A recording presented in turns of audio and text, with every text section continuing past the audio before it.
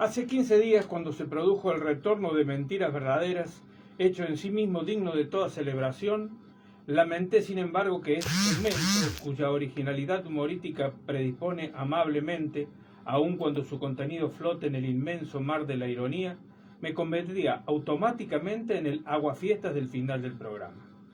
Y 15 días después, cuando ni siquiera estaba pensando en aquello, vino la muerte a confirmar mi melancólico destino. Vino la muerte, anduvo entre mis libros buscando mi pasado, averiguando cómo he sido, y así de sopetón se puso a hojear en el rincón de Vargas Llosa. Allí donde están resabiados, apretaditos y bien queridos los libros de Mario, de Varguitas, que empezaron a traerme inmediatamente después de leer la pregunta que sacude el árbol del que caería lo mejor de su literatura, la famosa ¿en qué momento se había jodido el Perú?, con la que clausura uno de los comienzos más famosos de la literatura de habla hispana. Ha llovido desde entonces y debo decir que a esos libros no les perdí pisada, y que en ese camino fue fácil advertir que aquella pregunta encerraba una obsesión: combatir con palabras el virus que le inoculó haber vivido en su juventud en el Perú de Manuel Odría, su bestia negra. De ahí en adelante los dictadores y los dirigentes de la democracia que se mueren de ganas de serlo fueron sus grandes temas. El problema de Varguitas era que, a pesar de serlo, y tan profundamente como lo prueba lo mejor de su literatura, no tenía pinta de peruano. El problema de Varguitas es que, a pesar de serlo y con todas las letras, no tenía pinta de rebelde. No podía ser ni peruano ni rebelde alguien que, como él, caminaba como si en lugar de pisar el suelo se condujera a bordo de esos carros que utilizan los directores de cine para que la cámara avance sin registrar temblor.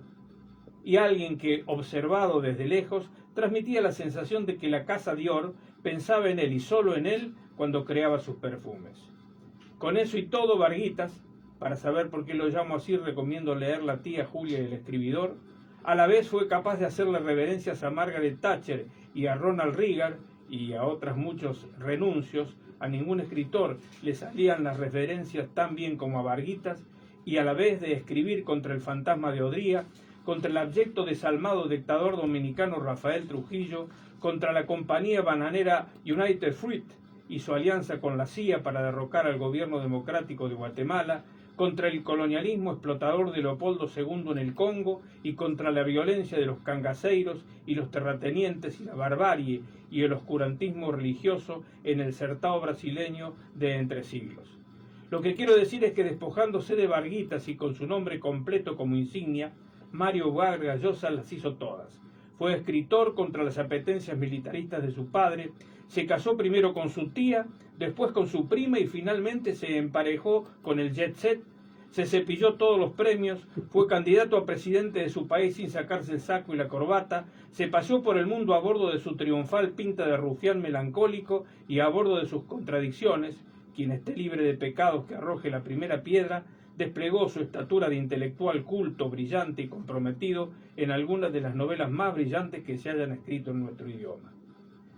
En estos días la muerte también se cebó con Hugo Orlando Gatti.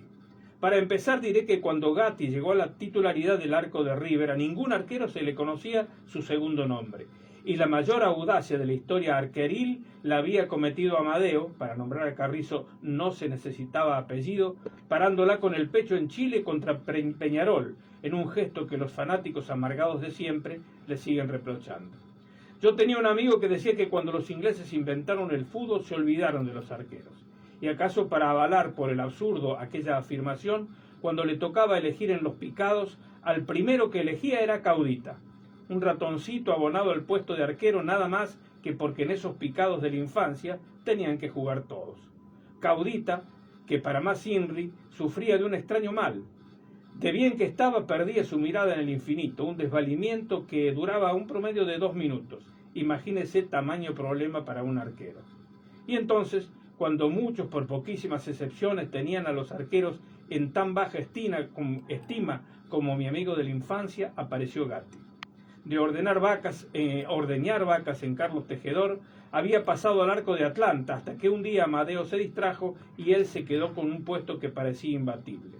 Medio melón en la cabeza, las rayas de la camisa pintadas en la piel, palabras más, palabras menos, Horacio Ferrer pudo haber escrito balada para un loco pensando en él. A Gatti le faltaba poco para usar rayas pintadas en la piel en lugar de camiseta y para entrar en la cancha con medio melón en la cabeza. En cambio, usaba un flequillo a la Ringo Starr que apenas le dejaba ver por dónde venía la pelota y calzaba unos pantalones que parecían esos que usaban los pajes en las cortes europeas de hace siglos. Pero así y todo, atajaba como nadie antes había atajado.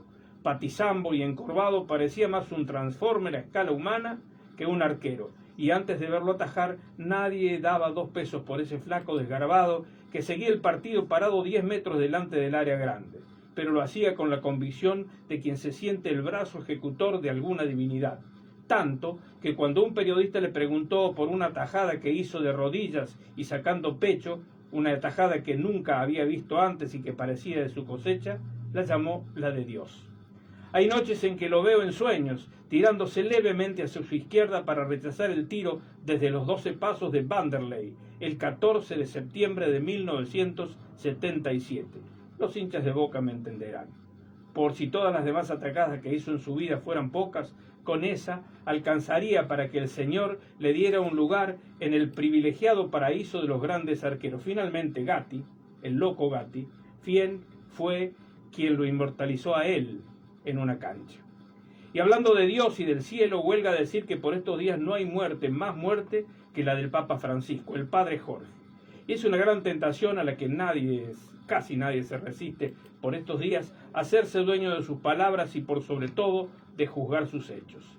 Algunos juegan a enfrentar la influencia de su papado con la de Karol Wojtyła, o sea, Juan Pablo II, para ver quién la tiene más larga, en términos eclesiásticos, por supuesto. Otros insisten en preguntarse qué hizo el ahora difunto Papa mientras todavía era Jorge Bergoglio durante la dictadura genocida. Y casi todos buscamos endilgarle una perfección que ni siquiera a él le ha sido dada.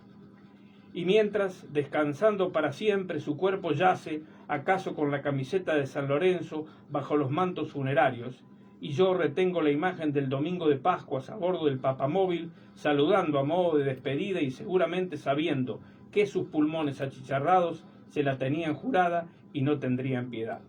Lo primero que hizo Jorge Bergoglio cuando salió de su asombro y vio que la fumata blanca lo envolvía fue mudarse del boato y conformarse con una cama de una plaza.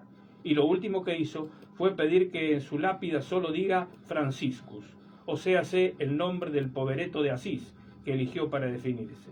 Señoras, señores, la leyenda está en marcha. Y por si tanta muerte fuera poca en estos tristes días, también se murió mi perrita. Y me ha dejado tan solo como el viejo más viejo del lugar, que diría Van der Mole.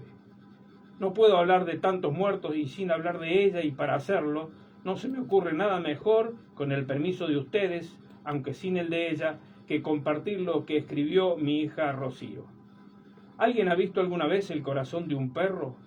Han sido contados los innumerables pozos cavados en baldíos y patios, intentando desparramar sus latidos. Cuando enterré a los míos no quise hablarles, dejé que la tierra hiciera su trabajo. No tengo forma de comprobarlo, pero juro que de la tierra salía luz, presencias chiquititas queriendo escapar. ¿Serían sus corazones pujando? Husmeo en el hueco de la ausencia cada día mientras las plantas crecen alrededor. La vida no es infinita, la muerte tampoco.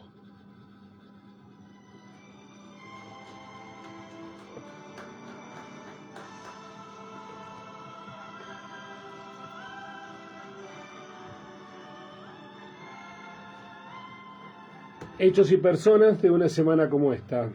El mejor de todos nosotros, Ricardo Sánchez.